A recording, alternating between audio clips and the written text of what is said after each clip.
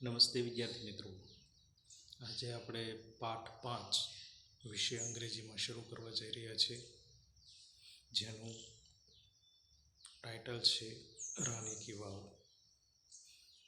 અગાઉ તમને પ્રિટાસ્કની સમજ આપતા વિડીયો મોકલેલા છે અને ગુજરાતીમાં પણ રાણીની વાવ જે પાટણમાં આવેલી છે એની સમજૂતી આપતા ગુજરાતી ભાષા અને હિન્દી ભાષામાં વિડીયો મોકલેલા છે.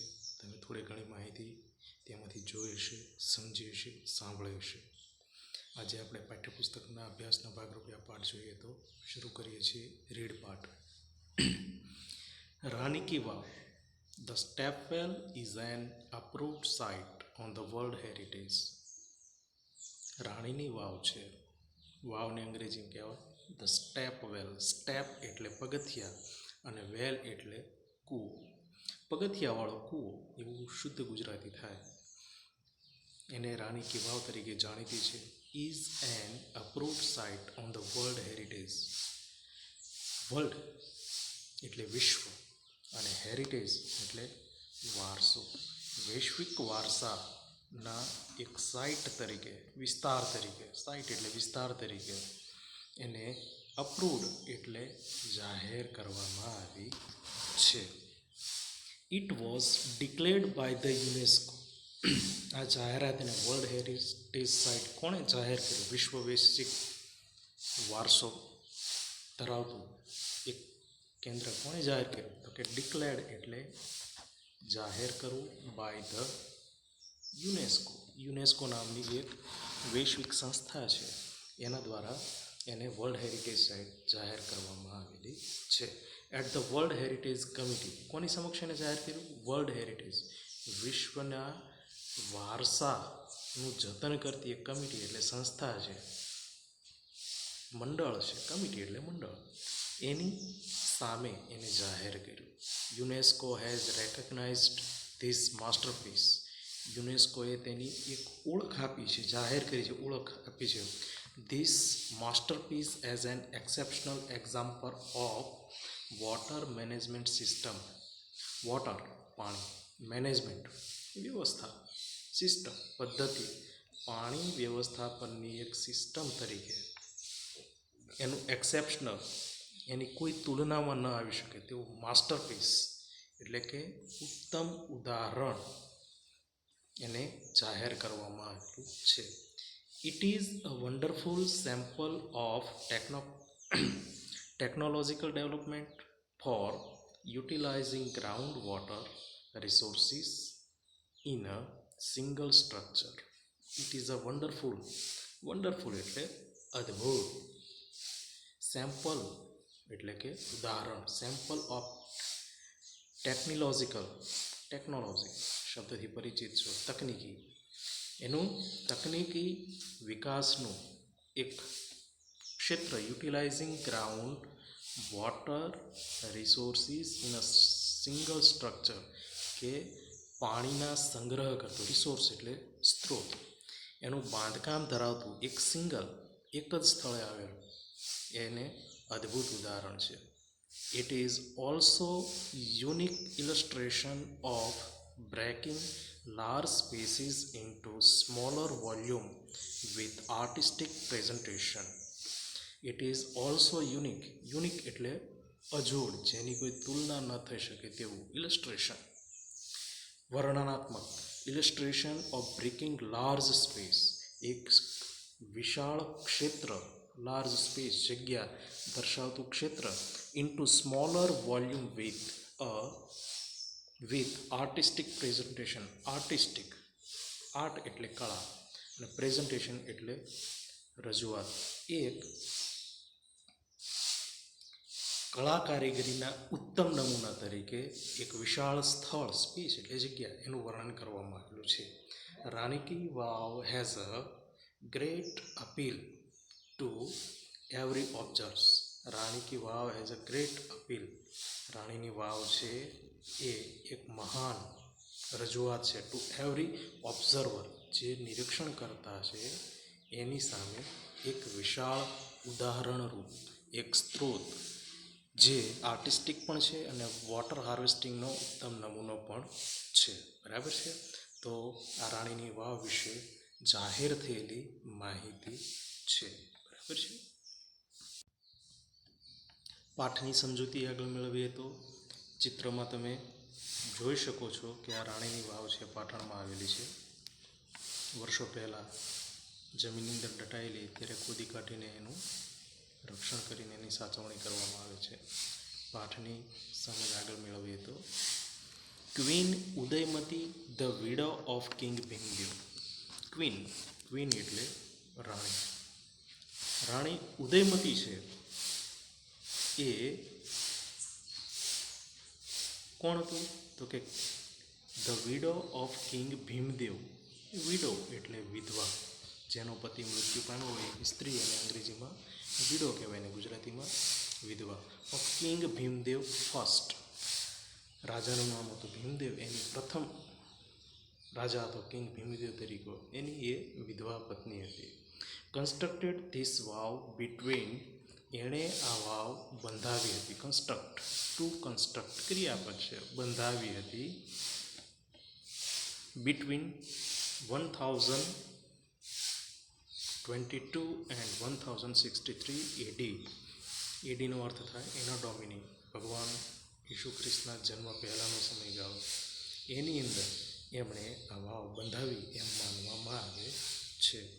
Rani ki Vav has become one of the most popular place to visit in Gujarat.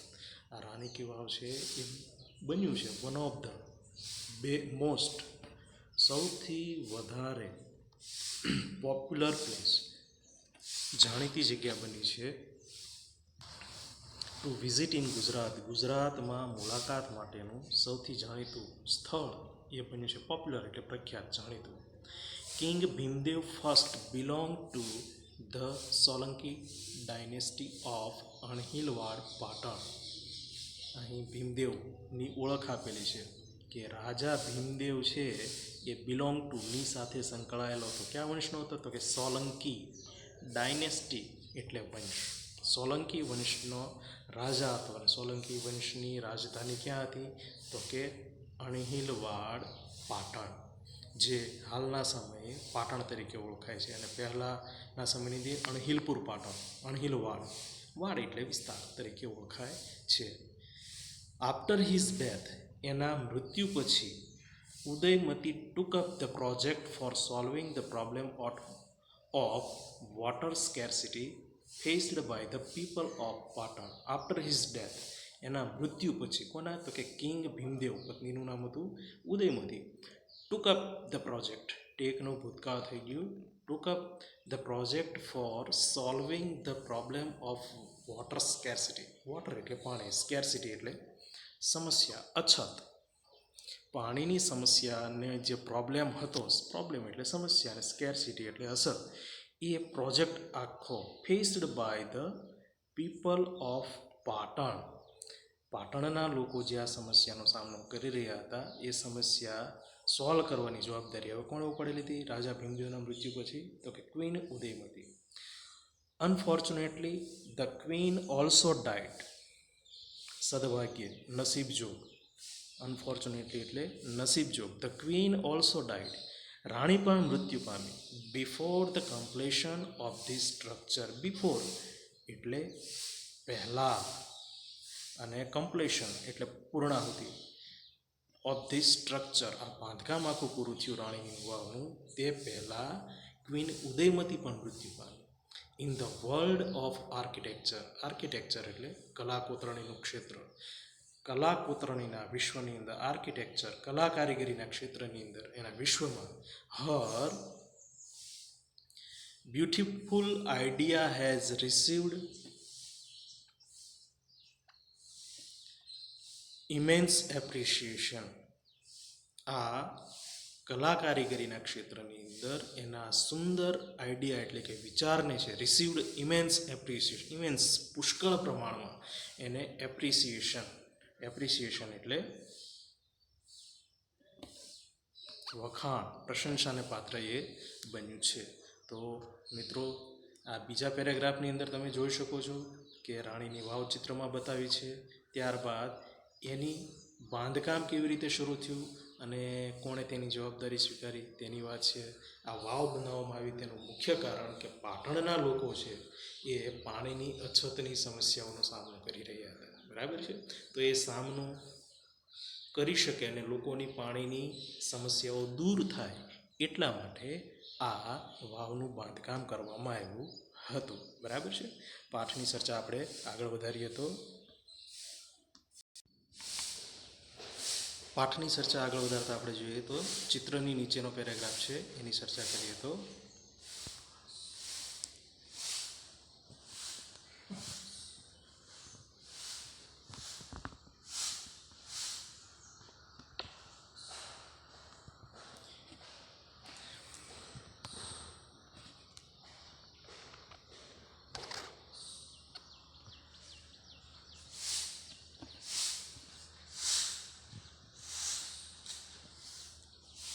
Queen Stepwell or Rani ki Vav is a 7-stored structure. 7 એટલે 7 stored 7-stored structure 7 માળ stored નો અર્થ થાય બાંધકામ 7 માળનું બાંધકામ હોય એવું સ્ટ્રક્ચર એનું બનાવેલું છે. This east facing stepwell is 64 meters long. આ પેરેગ્રાફની અંદર મિત્રો તમને રાણીની વાવ દેખાવમાં કેવી છે એનું વર્ણન કરેલું છે. ધીસ ઈસ્ટ ફેસિંગ આ વાવ છે એ પૂર્વાભિમુખ છે. ઈસ્ટ એટલે પૂર્વ તરફની દિશા. ફેસિંગ મોખ એનું મોઢું પૂર્વ દિશા તરફનું છે. Stepwell is 64 metres long. કેટલી લાંબી છે તો કે 64 મીટર આ વાવ લાંબી છે. 20 મીટર્સ વાઇડ. કેટલા મીટર પહોળી છે તો કે 20 મીટર એની પહોળાઈ છે. એન્ડ 27 મીટર્સ ડીપ અને એની ઊંડાઈની વાત કરીએ ડીપ એટલે ઊંડાઈ 27 મીટર ઊંડી છે. 64 મીટર લાંબી બરાબર છે. 20 મીટર પહોળી અને 27 મીટર એની ઊંડાઈ છે. Each sculpture's passage, pillar and pavilion in this magnificent structure has enchanting carving. Each sculptures એટલે મૂર્તિઓ શિલ્પો. પેસેજ પરછાળ જગ્યા આપણે જેને બાલ્કની કહીએ છીએ. પિલર્સ એટલે સ્તંભ. એન્ડ પેવેલિયન એટલે બાલ્કની અને પેસેજ એટલે ખુલ્લી જગ્યા જે આવેલી છે ઇન ધીસ મેગ્નિફિસન્ટ સ્ટ્રક્ચર્સ આ ભવ્ય મેગ્નિફિસન્સ એટલે ભવ્ય. અગાઉ પ્રિટાસમાં એન્ચાન્ટિંગ અને ભવ્ય શબ્દ આવી ગયેલા છે. મેગ્નિફિસન્ટ સ્ટ્રક્ચર્સ ભવ્ય બાંધકામ અને એન્ચાન્ટિંગ એટલે મોહક એવી કાર્વિંગ કોતરણી એમાં આવેલી છે. On its side walls there are around 800 sculptures. એની દિવાલોની વાત કરીએ છીએ સાઇડ વોલ્સ બંને બાજુ 3 બાજુ આવેલી દિવાલોની વાત કરીએ તો એની અંદર અરાઉન્ડ 800 આજુબાજુ સ્કલ્પચર્સ આવેલા છે. There are nearly 400 big sculptures to different gods and goddesses. એની અંદર 400 મોટા શિલ્પો આવેલા છે. ડિફરન્ટ ગોડ્સ જુદા જુદા દેવો એન્ડ ગોડેસીસ દેવો અને દેવીઓના 400થી મોટા ચિત્રો એની અંદર આવેલા છે. In the vav at present હાલના સમયે પણ ઇન ધ પ્રેઝન્ટ એટલે હાલના સમયે પણ આ જોઈ શકાય છે. These numbers woods have been many more in the past. આ સંખ્યા આંકડાઓ છે would have been many more in the past in its original structure. જ્યારે તેનું હકીકત ખરેખરું બાંધકામ બન્યું હશે ત્યારે ઓરિજિનલ હકીકત સ્ટ્રક્ચર બાંધકામ જ્યારે વાવ તૈયાર થઈ હશે ત્યારે આ શિલ્પોની સંખ્યા મૂર્તિઓની સંખ્યા આનાથી વધારે હશે. Each store has a narrow corridor. દરેક માળ છે સ્ટોર એટલે માળ હેઝ અ નેરો એટલે સાંકડું કોરિડોર પરછાળ સાંકડી ગલી બાજુમાં ચાલવાનો રસ્તો. For the visitors to appreciate beauty of sculptures and carving engraved on the wall. કે એ પરછાળ નાની પગ કેડી જેવું છે એની ઉપર ચાલીને ત્યાં જઈ શકે છે અને દરેક વિઝિટર એટલે કે મુલાકાતી ત્યાં આવે અને એપ્રિસિએટ એના વખાણ કરી શકે, એપ્રિસિએટ બ્યુટી ઓફ સ્કલ્પચર્સ, આ શિલ્પો છે એને વખાણી શકે, માણી શકે. And carving and ground on the wall, અને આ દિવાલ ઉપર કરેલા કોતરણી કામને નિહાળી શકે, માણી શકે. Even the pillars of the vav are not exception to it, અને આ વાવની અંદર રહેલા પિલર્સ એટલે સ્તંભ, એ પણ આ કોતરણી કામથી બાકાત નથી. કહેવાનો અર્થ પિલર ઉપર પણ કોતરણી કામ કરેલું છે. They display splendid artistic marvel on the stone. શું બતાવે છે?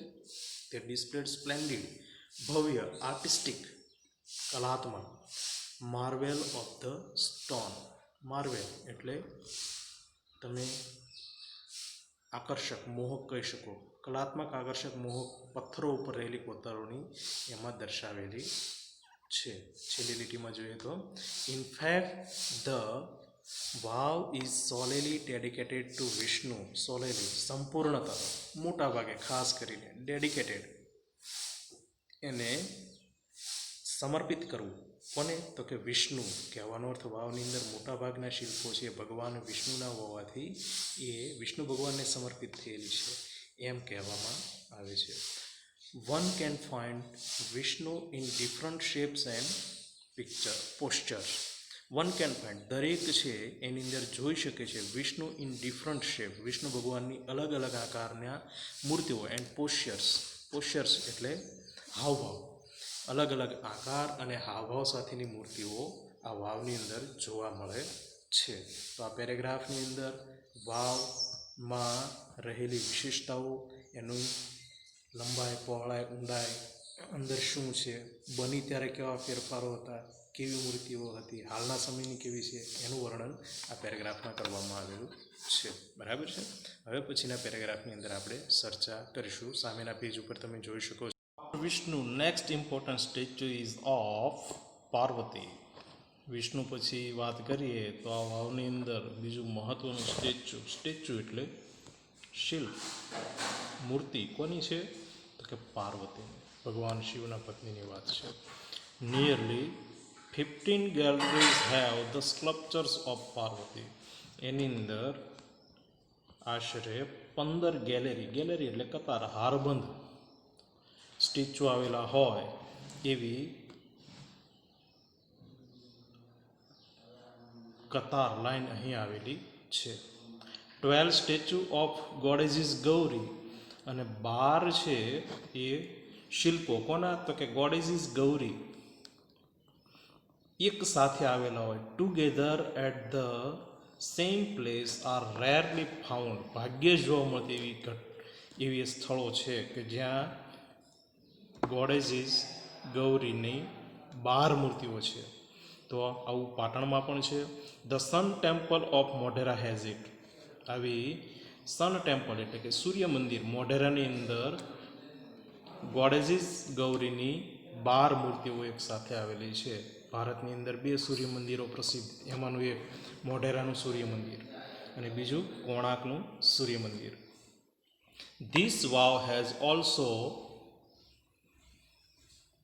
આ વાવ છે એની અંદર 12 સ્ટેચ્યુ ઓફ ગૌરી, આ વાવની અંદર પણ 12 મૂર્તિઓ, સ્ટેચ્યુ એટલે મૂર્તિઓ આવેલી છે. ગૌરી નેમલી, એના નામ છે. કોણ કોણ? તો કે first one is Uma, Parvati, Gauri, Lalita, Shriya, Krisha, Maheshwari, Rambha, Savitri, Trishada, Totala and Tripura. આ 12 ગૌરીના નામ છે. એની બધી જ મૂર્તિઓ આ વાવની અંદર આવેલી છે. તમે આ ગૌરીના 12 નામ કોઈકને પૂછો તો ઘણા ન પણ જાણતા હોય તો તમે પણ યાદ રાખી શકો. ઉમા, પાર્વતી, ગૌરી, લલિતા, શ્રિયા, કૃષ્ણા, મહેશ્વરી, રંભા, સાવિત્રી, ત્રિશદા, તોતલ અને ત્રિપુરા. આ 12 નામ છે એ ગૌરીના છે. બરાબર છે. ત્યારબાદ આપણે જોઈએ તો beside there are many statue of gods and goddesses. ત્યાં બીજા ઘણા સ્ટેચ્યુ મૂર્તિઓ આવેલી છે. કોની? God and goddesses. ગોડ એટલે દેવતાઓ અને ગોડેસીસ એટલે દેવીઓ. સચ એઝ, એમાં કોણ કોણ?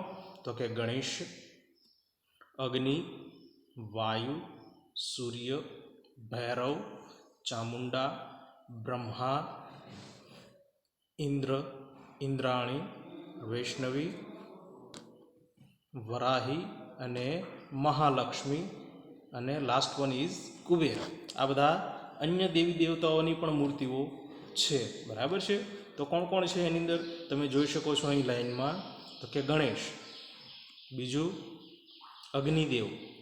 બરાબર છે. ગણેશ, અગ્નિ, વાયુ, સૂર્ય, ભૈરવ, ચામુંડા, બ્રહ્મા, પછી ઇન્દ્ર, ઇન્દ્રાણી, વૈષ્ણવી, વરાહી, મહાલક્ષ્મી, કુબેર એન્ડ એક્સેટ્રા. આ બધી દેવી દેવતાઓની મૂર્તિઓ પણ અહીં આવેલી છે. આ પેરેગ્રાફની નીચે તમે જોઈ શકો છો ચિત્ર આપેલું છે. તમે શિલ્પો ગણી શકો છો, મૂર્તિઓ ગણી શકો છો. 1 2 3 4 5 6 7 8 9 અને 10. તો 10 શિલ્પો અહીં તમે જોઈ શકો છો. ચિત્રમાં કોના હશે તમે કલ્પના લગાવી શકો છો? દેવી પાર્વતીના ચિત્રો, ગૌરીના ચિત્રો હશે. ગૌરી એ પાર્વતીનું બીજું નામ છે. બરાબર છે. ઓકે, તો પાઠની ચર્ચા આપણે આગળ વધારીએ. તો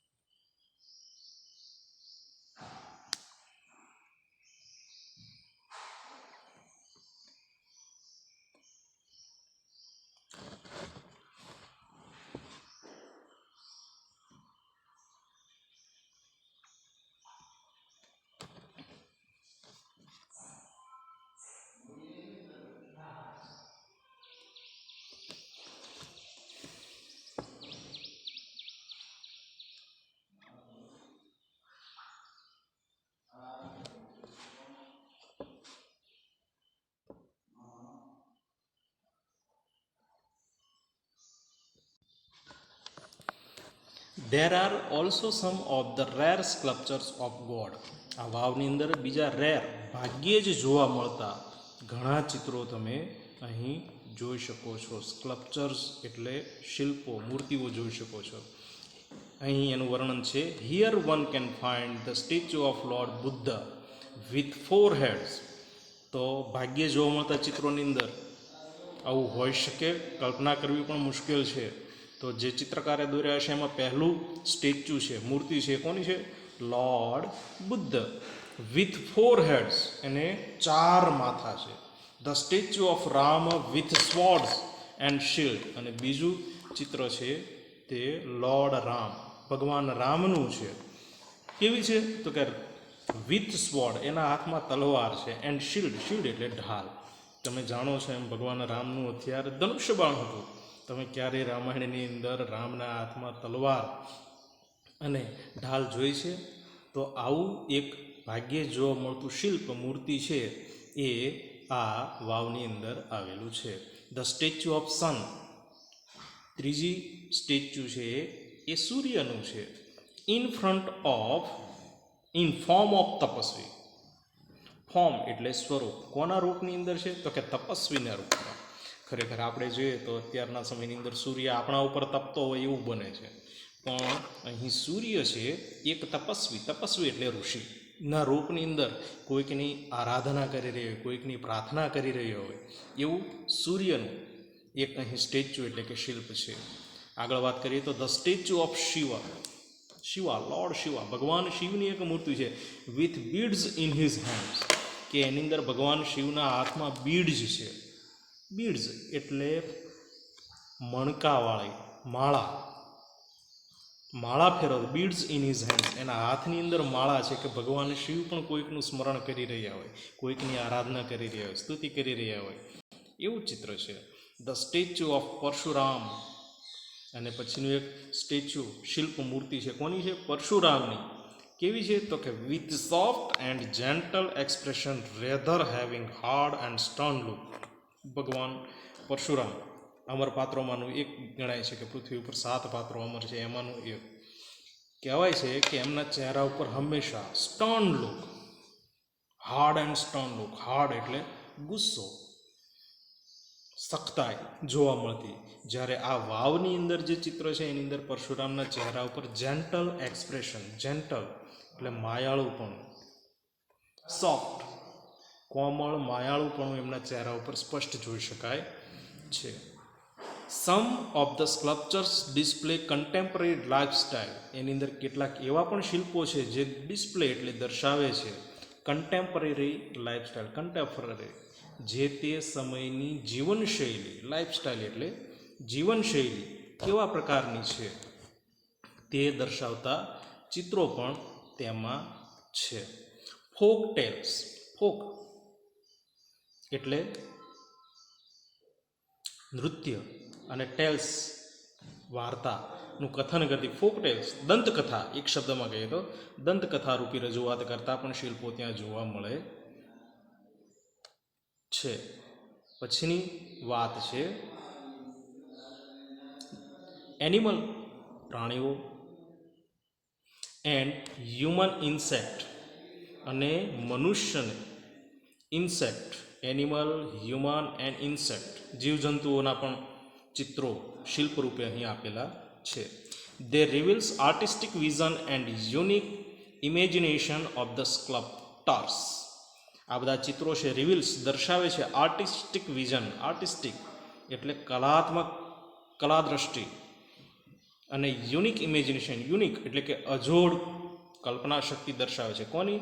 ઓફ ધ સ્કલ્પચર, સ્કલ્પ્ટર, સ્કલ્પચર ઉપરથી શબ્દ બન્યો, શિલ્પ બનાવનારની અજોડ કલ્પના શક્તિ અને આર્ટિસ્ટિક કલાત્મક વિઝનના દર્શન થાય છે. There are nearly 300 statue of apsaras, ત્યાં આશરે 300 જેટલી અપ્સરાઓના પણ ચિત્રો છે. The sculptors presented a vast range of emotion and feeling on faces of the apsaras. અને આ સ્કલ્પ્ટર્સ એટલે જે શિલ્પકાર છે એણે શું રજૂઆત કરી છે? અ વાસ્ટ રેન્જ ઓફ ઇમોશન, પુષ્કળ પ્રમાણમાં રહેલી લાગણીઓ, એન્ડ ફિલિંગ્સ, ઇમોશન લાગણી, ભાવ, ઇમોશન એટલે લાગણી અને ફિલિંગ્સ એટલે ભાવ, on the faces of the apsara, આ અપ્સરાઓના ચહેરા ઉપર એમણે દર્શાવવાનો પ્રયાસ કરેલો છે. They display variety of different moods and situation, એની અંદર એમણે વેરાયટી, જુદા જુદા પણ ડિફરન્ટ મૂડ્સ એન્ડ સિચ્યુએશન, જુદી જુદી પરિસ્થિતિઓનું વર્ણન, પાત્રોના મૂળની વાત આની અંદર કરેલી છે. પાઠની ચર્ચા આગળ વધારીએ તો most of them present Vishnu in his 10 different avatars. અહીં વિષ્ણુના 10 અવતારોની પણ ચર્ચા કરવામાં આવેલી છે. The most attractive sculptures are those of Varaha, Vamana, Narasimha, Ram, કલ્કી એન્ડ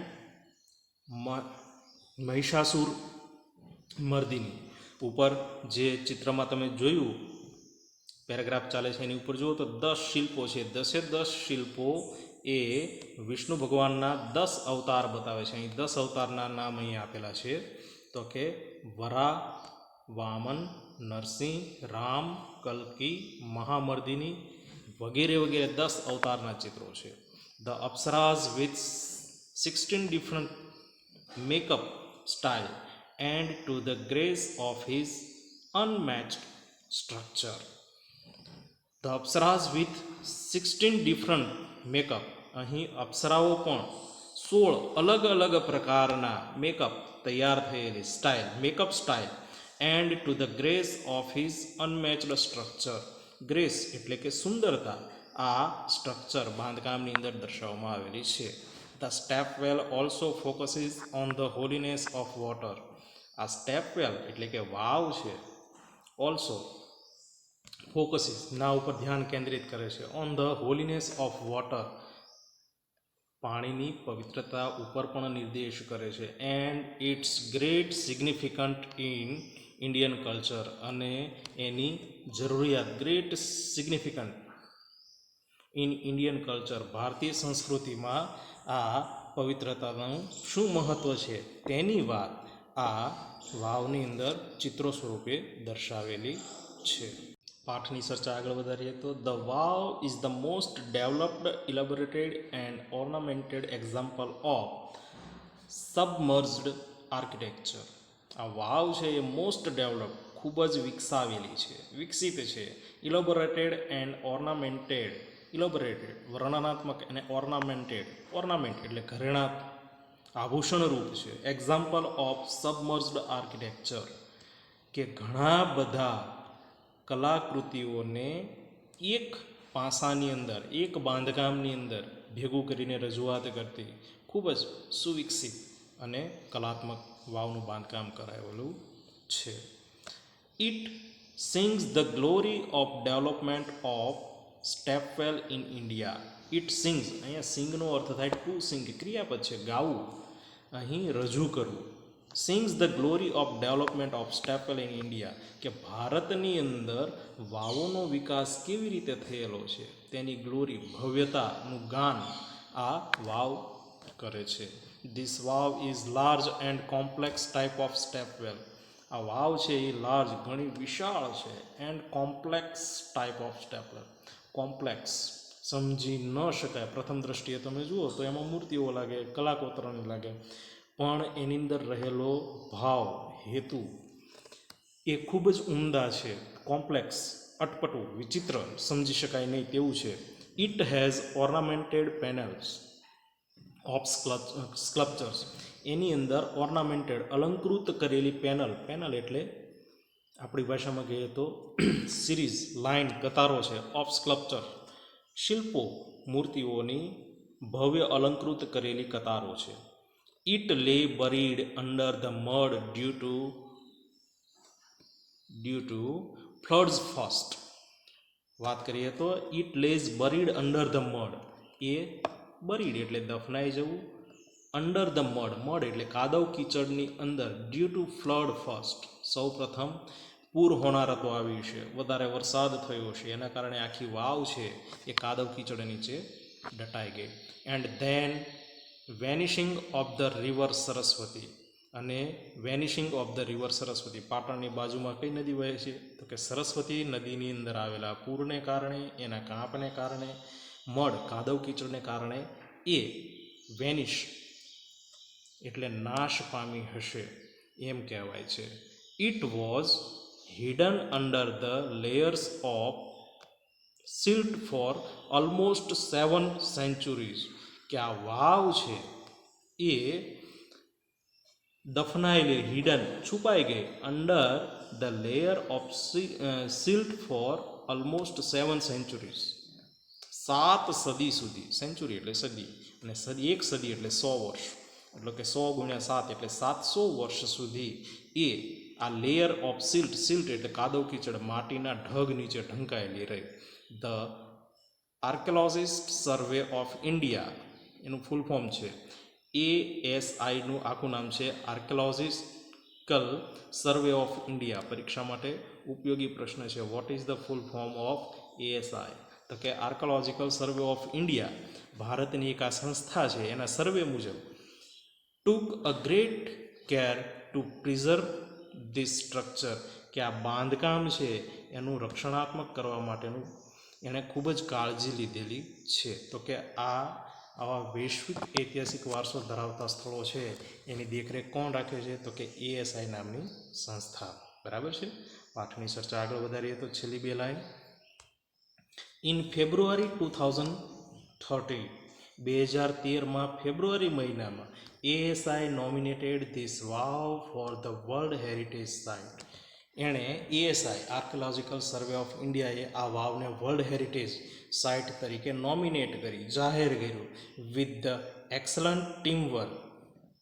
એમના ટીમવર્ક દ્વારા, એમના સમુદાય દ્વારા ASI and the state government of Gujarat અને ગુજરાત સરકારના સહિયારા પ્રયાસોથી it got recognition by the UNESCO. અને એની નોંધ કોણે લીધી? યુનેસ્કો નામની સંસ્થાએ લીધી અને આ વાવને એમણે વર્લ્ડ હેરિટેજ સાઇટ તરીકે જાહેર કરી. મિત્રો, તો આ પાઠની અંદર પણ તમે આખી પાટણની વાવનું વર્ણનાત્મક સ્વરૂપ રૂપે રજૂઆત કરવામાં આવેલી છે. વિડીયો તમે ન સમજાયો હોય તો વારંવાર જોજો અને એનું પુનરાવર્તન કરીને પાઠને સમજવાનો પ્રયાસ કરશો. આભાર.